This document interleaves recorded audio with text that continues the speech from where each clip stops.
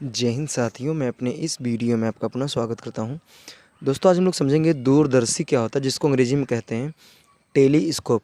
सामान्यतः इसको हम लोग आम बोलचाल की भाषा में दूरबीन के नाम से भी जानते हैं। तो चलिए आइए बात करते हैं दूरदर्शी आखिर है क्या। फिर इसके बाद हम इसके फार्मूलों को डिस्कस करेंगे, साथ ही साथ इसमें हम कुछ न्यूमेरिकल्स को भी समझने का प्रयास करेंगे। तो चलिए आइए शुरू करते हैं। पहले बात करते हैं दूरदर्शी। देखिए, दूरदर्शी जो है ये नाम से ही पता चल रहा है। दूर का मतलब होता है दूर, समानता हम जानते हैं दूर, और दर्शी का मतलब होता है दिखाना या दर्शन कराना। तो कहने का अर्थ ये है कि दूरदर्शी एक ऐसी डिवाइस है जो क्या करती है, दूर की वस्तुओं को बहुत ही स्पष्ट रूप से दिखाने का कार्य करती है। जैसे एक डिवाइस होता है सूक्ष्मदर्शी। तो सूक्ष्मदर्शी का काम होता है कि बहुत ही छोटी चीज़ों को ये बहुत ही साफ तरीके से दिखाने का काम करता है। ठीक उसी तरह दूरदर्शी भी होता है। ये भी क्या करता है कि दूर की चीज़ों के, नहीं अगर बहुत ही ज़्यादा दूर कोई चीज़ है तो अगर आप उसको एकदम क्लियरली रूप से देखना चाहते हैं, एकदम साफ तरीके से, तो दूरदर्शी की मदद अर्थात दूरबीन की मदद से आप उस चीज़ को बहुत ही आसानी से देख सकते हैं। तो उसी डिवाइस को हम लोग कहते हैं दूरदर्शी। इसको अंग्रेजी में बोलते हैं टेलीस्कोप। अगर बात करें दूरदर्शी यानी दूरबीन के जनक किसे कहा जाता है, तो इसे गैलीलियो को कहा जाता है। अब आइए हम लोग बात करते हैं इनके फार्मूलों की। तो सामान्यतः दूरदर्शी में आवर्धन क्षमता ज्ञात करने के लिए बात की जाती है।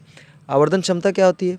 आवर्धन क्षमता की बात यह है कि जैसे मान लीजिए अगर दूरदर्शी से किसी भी वस्तु को आप देखते हैं तो दूरदर्शी क्या करता है, उस वस्तु को थोड़ा बड़ा करके एकदम क्लियरली रूप से दिखाता है। तो रियल में वस्तु जितनी बड़ी है उससे कितना गुना बड़ा प्रतिबिंब उसका बना रहा है दूरदर्शी, वही उसकी होती है आवर्धन क्षमता, और उसको कैपिटल M से प्रदर्शित करते हैं। तो अगर जब सवाल में ये कहेगा कि जब प्रतिबिंब स्पष्ट दृष्टि की न्यूनतम दूरी पर बन रहा है तो उसके लिए आवर्धन क्षमता का फार्मूला होता है m बराबर -FO/FE 1 + FE/D। और इसी तरह अगर बात करें उसमें दूरबीन की लंबाई की बात करें तो उसका सूत्र होता है L बराबर FO प्लस मॉड में UE। अगर मान लीजिए सवाल में कहेगा कि प्रतिबिंब अनंत पर बने तो अनंत पर के लिए आवर्धन क्षमता का जो सूत्र है m बराबर -FO/FE, और इसमें अनंत पर लंबाई की बात करें तो L बराबर होता है FO प्लस FE। अब अगर इनके नामकरण की बात कर लें तो नाम में जैसे यम की बात करें तो यम दूरदर्शी की आवर्धन क्षमता होती है। FO की बात करें और FE की बात करें, सामान्यतः हम जानते हैं कि जो दूरदर्शी होता है इसमें दो तरह के लेंस होते हैं। एक होता अविदृश्यक लेंस होता है और एक होता है नेत्रिका लेंस। देखिए, जिधर हम अपनी आँखों से जिस तरफ से हम अपनी आँखों से देखते हैं उस तरफ के लेंस को हम लोग कहते हैं नेत्रिका लेंस, और जिधर वस्तु रखी होती है उस तरफ के लेंस को हम लोग अविदृश्यक लेंस बोलते हैं। और अविदृश्यक लेंस वाले लेंस को O से रिप्रेजेंट किया जाता है, जबकि नेत्रिका वाले को E से। दरअसल O से रिप्रेजेंट करने का कारण ये है क्योंकि वस्तु को अंग्रेजी में ऑब्जेक्ट बोलते हैं, तो इसलिए O से। और नेत्र को अंग्रेजी में आइज बोलते हैं, इस ई से स्टार्ट होता है, इसलिए यहाँ से ई से प्रदर्शित करते हैं। तो बात करें एफओ का मतलब क्या है, तो एफओ का मतलब है अविदृश्यक लेंस की फोकस दूरी, यानी कहने का मतलब जिधर वस्तु है उस तरफ के लेंस की फोकस दूरी। और एफई की बात करें तो ये नेत्रिका लेंस की फोकस दूरी है, यानी कहने का मतलब उस तरफ लेंस की फोकस दूरी जिधर हमारी क्या है, आँख है। और यहाँ पे डी की बात करें तो ये स्पष्ट दृष्टि की न्यूनतम दूरी होती है। और लगे हाथ अगर हम बात करें यूई की तो ये है यूई नेत्रिका लेंस से वस्तु की दूरी। अगर बात करें यहाँ पे जो आवर्धन क्षमता में जो ऋणात्मक चिन्ह है, ऋणात्मक चिन्ह क्या दर्शाता है, तो दरअसल ऋणात्मक चिन्ह यह दर्शाता है कि जो दूरदर्शी होता है वो प्रतिबिंब को क्या करता है, उल्टा छापता है, जिस वजह से हम लोग यहाँ पे ऋणात्मक चिन्ह लिखते हैं। तो उम्मीद करूँगे सारी बातें आप समझ पाए होंगे। अब आइए हम लोग प्रश्न की ओर चलते हैं। इसमें कहा जा रहा है कि एक खगोलीय दूरदर्शी के अविदृश्यक तथा नेत्रिका की फोकस दूरियां क्रमशः 60 सेंटीमीटर तथा 5 सेंटीमीटर है। तो कह रहा है दूरदर्शी की आवर्धन क्षमता तथा लंबाई ज्ञात कीजिए जब प्रतिबिंब अनंत पर बनता हो तथा स्पष्ट दृष्टि की न्यूनतम दूरी पर बनता हो। तो सबसे पहले यहाँ पर हम बात करते हैं दूरदर्शी के अविदृश्यक और नेत्रिका, यानी एफओ का मान दिया हुआ 60 सेंटीमीटर और नेत्रिका की जो फोकस दूरी एफई का मान वो दिया हुआ है 5 सेंटीमीटर। तो इसमें आपको बताना है दूरदर्शी की लंबाई और आवर्धन क्षमता, यानी कहने का मतलब m का मान बताना है और l का मान बताना है जब प्रतिबिंब अनंत पर बने और स्पष्ट दृष्टि की न्यूनतम दूरी पर बने। तो चलिए पहले हम बात करते हैं जब स्पष्ट दृष्टि की न्यूनतम दूरी पर बनेगा तो उसके लिए आवर्धन क्षमता हो जाएगा m बराबर -FO/FE ब्रैकेट में जाएगा 1 प्लस एफ ई अपॉन डी। तो यहाँ से m बराबर जाएगा माइनस एफ ओ का मान 60/5, फिर 1 प्लस एफ ई का मान 5/d का मान होता है 25। तो m बराबर हो जाएगा माइनस, इसको कैंसिल करेंगे तो यहाँ पे आएगा 12। तो 12, 5 का नम 5, 5 25, 5 का नम 5, 5 1 6, यानी 6/5। ठीक है। तो यहाँ से m बराबर हो जाएगा बरछंग 72, 72/5। तो भाग करेंगे इसका तो आएगा माइनस में 14.4। ठीक है। आवर्धन क्षमता का कोई मात्रक नहीं होता है। अर्थात कहने का मतलब ये है कि जो जिस दूरदर्शी की यहाँ पे बात हो रही है वो क्या करेगा, जब प्रतिबिंब स्पष्ट दृष्टि की न्यूनतम दूरी पर बनेगा तो वो लगभग 14.5 गुना प्रतिबिंब को बड़ा बनाएगा। लगे हाथ अगर हम बात करें इसके लंबाई की, तो लंबाई में तो यहाँ पे पहला नंबर L बराबर होता है एफ ओ प्लस मॉड में यू ई। तो चलिए मान लीजिए अगर एफ ओ तो है लेकिन यू ई नहीं दिया है, तो यू ई ना देने की वजह से इसको नहीं निकाला जा सकता है, तो इसको रहने देते हैं। अब जब प्रतिबिंब अनंत पर बनेगा तब उसके लिए आवर्धन क्षमता m बराबर हो जाएगा minus F O upon F E. तो एफ ओ का मान कितना दिया है, एफ ओ का मान दिया 60/5, कैंसिल करेंगे तो 12 आएगा, यानी माइनस में 12। और अगर इसकी लंबाई की बात करें तो L बराबर जो आएगा हो जाएगा F O plus F E. तो एफ ओ का मान कितना दिया है, एफ ओ का मान दिया हुआ 60 और एफ ई का मान दिया हुआ 5। तो यानी 65 सेंटीमीटर दूरदर्शी की लंबाई होगी जब प्रतिबिंब अनंत पर बनेगा। आइए अब हम लोग दूसरे प्रश्न की ओर चलते हैं। इसमें कहा जा रहा है 4 सेंटीमीटर तथा 60 सेंटीमीटर फोकस दूरियों वाले दो लेंसों से बने दूरदर्शी की अधिकतम लंबाई क्या होगी और इसकी अधिकतम आवर्धन क्षमता क्या होगी। तो चलिए यही बात करते हैं। तो पहला नंबर यहाँ पे मान लेते हैं। देखिए अधिकतम की बात करेंगे तो जानते हैं आवर्धन क्षमता का फार्मूला होता है m बराबर minus F O upon F E. देखिए अधिकतम तब आएगा जब ऊपर वाला बड़ा होगा, नीचे वाला क्या होगा, छोटा होगा। तो अगर यहाँ पर हम बात करें एफ ओ, तो एफ ओ आपका फिर होना चाहिए 60 सेंटीमीटर और एफ ई जो होना चाहिए वो होना चाहिए 4 सेंटीमीटर। तो यहाँ से अगर आवर्धन क्षमता की बात करें, आवर्धन क्षमता m बराबर जाएगा माइनस, ये हो जाएगा 60/4। तो 4 15 में 60, यानी माइनस का 15। तो इसकी जो अधिकतम आवर्धन क्षमता होगी वो 15 गुना हो सकती है। अगर बात करें इसकी लंबाई की, तो L बराबर यहाँ से हो सकता है F O plus F E. L बराबर एफ ओ का मान 60 प्लस एफ ई का मान 4। तो यहाँ से आ जाएगा अधिकतम लंबाई की बात करें तो हो जाएगा 64 सेंटीमीटर। अब आगे आई बढ़ते हैं अगले प्रश्न की ओर। इसमें कहा जा रहा है खगोलीय दूरदर्शी की श्रांत आँख के लिए आवर्धन क्षमता 8 है, यानी m का मान जो है वो दिया हुआ है -8।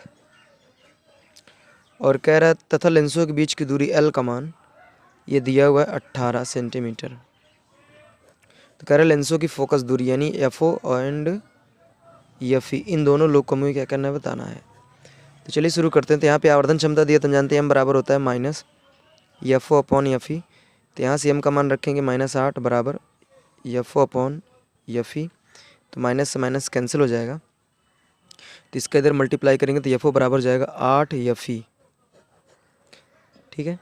उसी तरह अगर यहाँ बात करें लंबाई की, तो L का मान हम जानते हैं F O plus F E बराबर दिया हुआ है 18। तो हम यहाँ से एफ ओ का मान रख सकते हैं 8 F E plus F E बराबर 18। तो ये हो जाएगा 9 एफ ई प्लस बराबर 18। तो 9 का नम 9, 9 दूनी 18, यानी एफ ई बराबर हो जाएगा 2 सेंटीमीटर। ठीक। तो अगर हम बात करें अब एफ ओ की, तो एफ ओ बराबर जाएगा 8 × 2। एफ ई का मान 2 रखेंगे तो एफ ओ बराबर जाएगा 16 सेंटीमीटर। तो उम्मीद करूँगा ये भी प्रश्न आप समझ पाए होंगे। आइए हम लोग अगले प्रश्न की ओर चलते हैं। इसमें कहा जा रहा है खगोलीय दूरदर्शी के अभिदृश्यक की फोकस दूरी यानी एफ ओ का मान दिया हुआ है 1 मीटर। यदि दूरदर्शी की आवर्धन क्षमता यानी m का मान -20 दिया हुआ है, तो कह रहा है उपनेत्र की यानी नेत्रिका लेंस की फोकस दूरी बताना है, अर्थात एफ ई का मान हमें क्या करना है, बताना है। और कह रहा है कि इसके लिए लंबाई भी बताइए। तो चलिए आइए शुरू करते हैं। तो सामान्यतः हम जानते हैं कि m बराबर होता है minus F O upon F E. तो यहाँ से यम का मान रखेंगे माइनस का 20 बराबर माइनस यफ का मान तो 1 दिया हुआ, चलिए 1 रखते हैं, बटे यफ ई का मान निकालना है। तो माइनस से माइनस कैंसिल होगा, तो यफ ई इधर आएगा, तो यफ ई बराबर हो जाएगा 1/20 और ये मीटर में आएगा। ठीक है, अब हमें क्या बताना है, इसकी लंबाई। तो यल बराबर हो जाएगा यफ ओ प्लस यफ ई बराबर यफ ओ का मान दिया हुआ है 1 प्लस यफ ई का मान 1/20। तो 20 से करना हम 20 में एक जोड़ेंगे 21, तो ये हो जाएगा 21/20। तो चलिए 21 में 20 का भाग करते हैं, तो भाग करने पर यहाँ पे आएगा 1.05। ठीक है, और ये आएगा मीटर में आपका।